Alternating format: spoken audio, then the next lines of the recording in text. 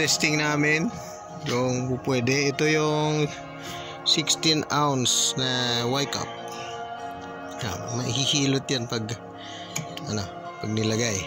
Tapos ito yung choice ni ma'am na bumili. Ito 22 ounces tapos 12 ounces. Ayun siya. Magte-test print kami ngayon. Dito namin i-test sa malaki kasi yun yung available na cups. Ito yung ite-test namin. Pili tayo ng isa dyan. Ano ba magandang gamitin dyan? Yan. Bagoong. Ito yung chocoholic. Ito na lang may tao para cute. Kumuha natin yan. Okay. Ilagay na natin ito, no?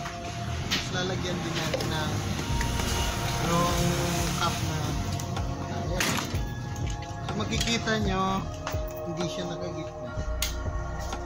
Hanapin natin yung gitna. Kuha yung gitna. Wala natin itan. Tapos lalagay ito. Binaba ito, dapat yung blade niya matatamaan yung image. Nakuha na yung tapat, tapos yung level niya ganyan. Pika natin dito.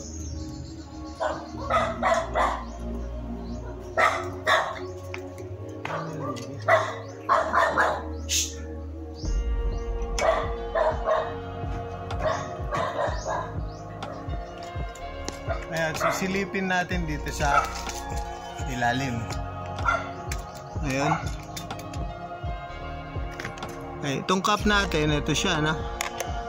Yung linya niya dito. So kailangan yung image natin nasa pagitan nitong mga linya niya. Kung itong shape na ito, dapat nandito yung image dito. Pero pag tiningnan natin yung image na to, tumatama yun dito. Kaya ang kailangan natin gawin, i-move natin ito doon. Lalo na, pag nilagay ito, mas lalo nang didikit yung ulo ng image nito. Kaya kailangan, i-move natin itong poste niya. Ayun. Tinignan natin. Ayun yung image, oh, hanggang dito. Pag na-move natin ng ganyan, tatamaan na niya. Papagitna na yung image. Ready to print na tayo. Yung ink natin, pag malapot siya, lalagyan lang ng pampalabnaw. Yun yung thinner niya o reducer tawag pag malapot kasi kaya niyang tunawin ito.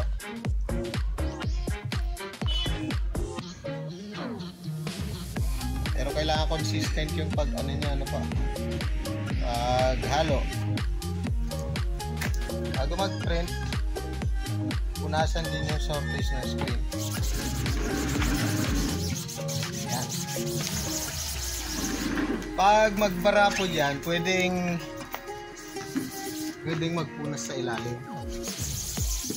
Trick na gano'n. Marami tayong video ng gano'n.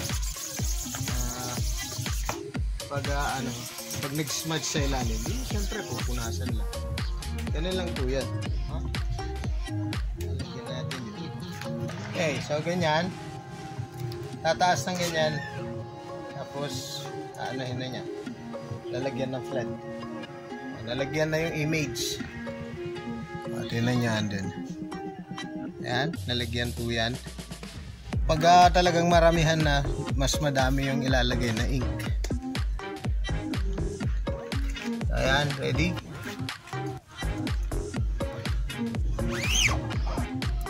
Pag binalik, kakargahan niya ulit na gano'n. Ayan, natatakan na niya. Simple lang po yung image. Tapos tuloy-tuloy na yan. Pag hindi maganda yung pagkalagay, calibration lang po yung kailangan.